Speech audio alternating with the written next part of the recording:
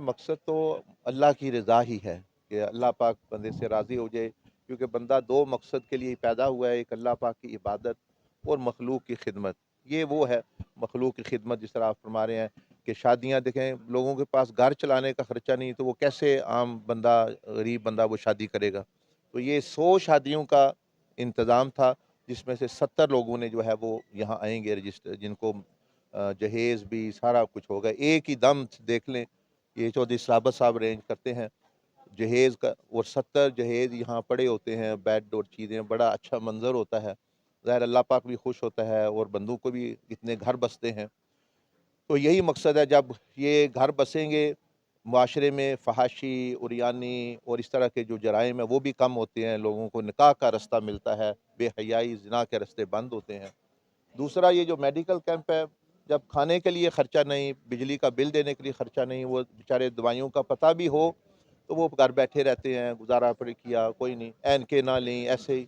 अभी एक बच्चा हमने देखा जिसको 4 नंबर ऐनक लगी है, पहले है ही नहीं, तो उसको नज़र क्या आता होगा। तो ये मेडिकल कैंप है, इसमें यहाँ टेस्ट होते हैं पहले, और उसके बाद डॉक्टर हजरात चेक करते हैं, फिर वो मेडिसिन प्रिस्क्राइब करते हैं, फिर यहाँ जो ज़्यादा आम कॉमन अवेलेबल मेडिसिन है वो दी जाती हैं।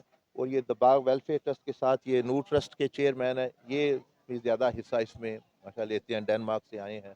ये चौधरी लियाकत साहब है, इन्होंने ये जगह प्रोवाइड की है पूरी, कि भाई फ्री इस्तेमाल करें और अपना अपना डेरा।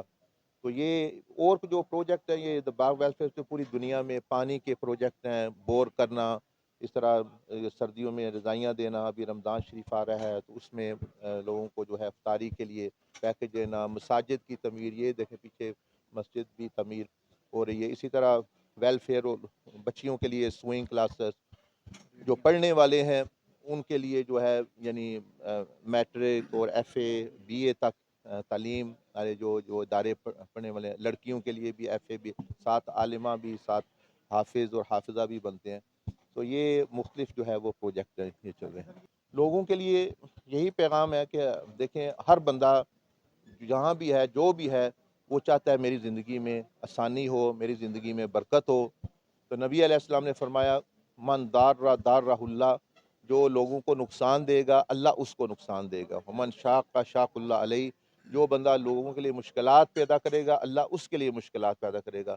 मैं यस्सरा, जो लोगों के लिए आसानी पैदा करेगा अल्लाह जल्ल मजदू उसके लिए आसानी पैदा करेगा। जो लोगों को नफ़ा देने की, भलाई देने की, खुशी देने की, सुकून देने की कोशिश करेगा अल्लाह उसको सुकून देगा। तो सुकून सुकून के पीछे भाग के नहीं मिलता, खुशी खुद हासिल करने में, जमा करने में नहीं, बल्कि खुशी देने में खुशी मिलती है। सुकून देने से सुकून, तो ये आपका भी फ़ायदा है, और जब अल्लाह की रज़ा के लिए करेंगे तो आखिरत का भी फ़ायदा है। खिदमत खल्क ऐसी चीज़ है कि इसका फ़ायदा ही फ़ायदा होता है, अब दुनिया में भी और आखिरत में भी। इखलास हो तो आखिरत में भी होगा, नहीं है तो दुनिया में अल्लाह पाक बंदे को बदला दे सकता है। तो इसके लिए कोई शर्त नहीं है आप करोड़पति हों, अरबपति हों, ये नहीं बात। इसीलिए कुरान मजीद में ये फरमाया गया, वला यहुद्दु अला तामिल मिस्कीन, कि अगर आपके पास नहीं है तो आप दूसरों को तरगीब दें। ये जितनी चैरिटीज़ चल रही हैं, एदी वेलफेयर ट्रस्ट है, सिलानी ट्रस्ट है, नूर ट्रस्ट है, हो सकता है इनके जो चलाने वाले हैं